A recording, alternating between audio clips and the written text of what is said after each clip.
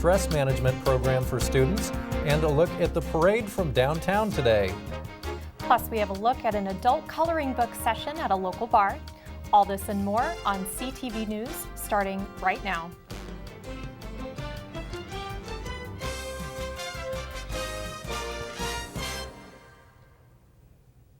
Good evening and thanks for watching CTV News. I'm Willis Scott. And I'm Cassandra Ozee. A robbery occurred earlier today just off campus. Police received a call this morning around 6 of a burglary in the 300 block of West Laurel.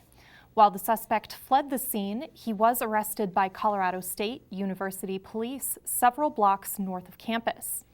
He was then charged by Fort Collins police. The suspect is not a CSU student or employee, and the incident occurred off campus. The situation was resolved quickly and no one was injured. The Associated Students of Colorado State University are planning on what to put on the November election ballot. Of that is the U+2 law. ASCSU wants to turn the U+2 law into a Me+3. Jason Sidoriak, president of ASCSU, believes that the law is unfair to those in a struggling economy.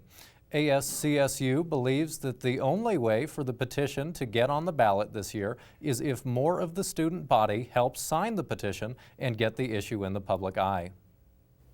A local billionaire philanthropist was ranked in the top 100 of people who have contributed to the presidential and congressional races, according to an analysis done by USA Today.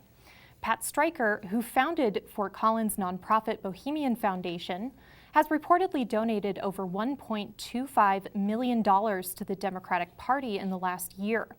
This ranks Stryker right in top of the middle of the top donors to campaigns, and she is one of the 2 donors on the list that are from Colorado. Is commonly accepted as just a part of the college experience, but the CSU Health Network offers a way to leave stress out of college life. CSU students know the stress of college just as well as anyone else. That's why the CSU Health Network offers mindfulness programs to help students and staff reduce stress. One of the things that we know about CSU students is that CSU students are experiencing what a lot of folks are experiencing: high levels of stress, issues around health, sleep issues and things like that. And so mindfulness is one of the ways that we can really improve our health and impact our stress level, impact our ability to sleep well, maybe boost our mood if we're going through a difficult time in our life. So we do mind-body education, so really teaching mind-body skills, how when we calm our body or give our body a break, how our mind actually can work better, whether that's our mind as far as thinking and attention and learning, or the emotional states of our mind, positive emotion.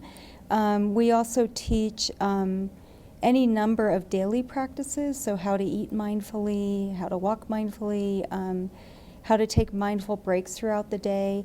And then we teach what would be considered more classic kind of formal practice, like mindful breathing. We also teach the cultivation of positive emotions. We also teach some practices of how to deal with difficult kind of mental habits that we might have, or mental kind of emotional states we might experience, how to deal with them in a more effective way. So those are some of the things that we teach. The CSU Health Network offers 4-week-long mindfulness workshops for students all semester and a mindful drop-in group on Wednesdays in the LSC. A mindfulness retreat will be held on April 16th. For more information, visit the CSU Health Network Facebook page or go to health.colostate.edu. Another neighborhood in Fort Collins has become a parking permit zone. University North has become the pilot test for a new neighborhood program, giving 2 hours for non-permitted vehicles, with fines up to $25 after that time expires. Residential families and businesses will be given free permits to start the program, but will have to pay for permits later in the year. A new bike path is currently being developed. The pathway will extend from South Overland Trail to Riverside Avenue. It is slated to begin in July. The project aims to increase safety on high-traffic intersections. This is so bicyclists may travel across Fort Collins with less risk of harm. The bikeway is being implemented as part of an effort by the Department of Transportation to create a low-stress bicycle network across the city. Most of the streets along the proposed path are already defined as low-stress or low-traffic areas. Reportedly, over 1 million Broncos fans filled the city of Denver with orange and blue today. Fans of the recent Super Bowl champions lined the streets for the 1.7-mile parade through downtown, ending up at Civic Center Park.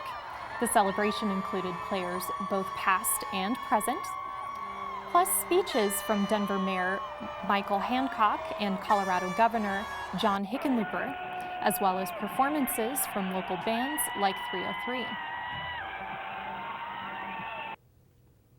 Well, it's time for a break, Rams, but coming up we have weather with anchor Neil Denman.